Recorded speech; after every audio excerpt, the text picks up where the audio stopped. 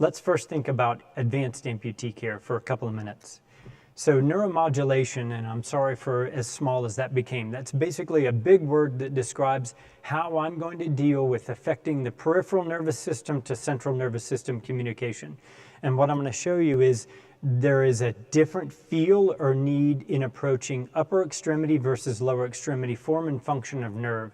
So what we want to do in amputee care, and what you'll see in amputee care, and I ask you to, every time you see an amputee, think about, does this patient have a neuroma? Do they have central neuropathic pain?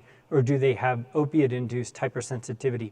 And then finally, after an amputation of the upper extremity, I want you to ask patients, are you using your prosthetic? And if not, why?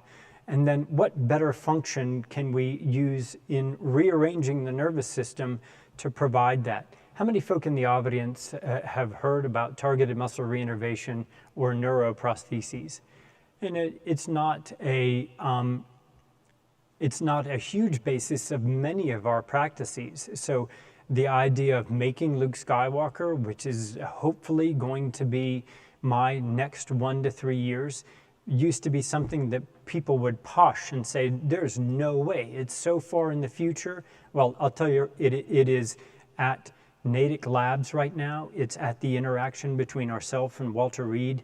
And in learning neuromodulation and going back to learning the nervous system is what every PA and orthopedic surgeon should know.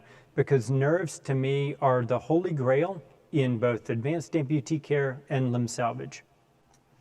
Neuromodulation can be nerve repair, it can be allograft, autograft, targeted muscle reinnervation, or some variations in between. I'm going to show you some examples of definitions of that. There's also the better interaction between a prosthesis and the human skeleton, and then there's better interactions between the prosthesis and the human nervous system.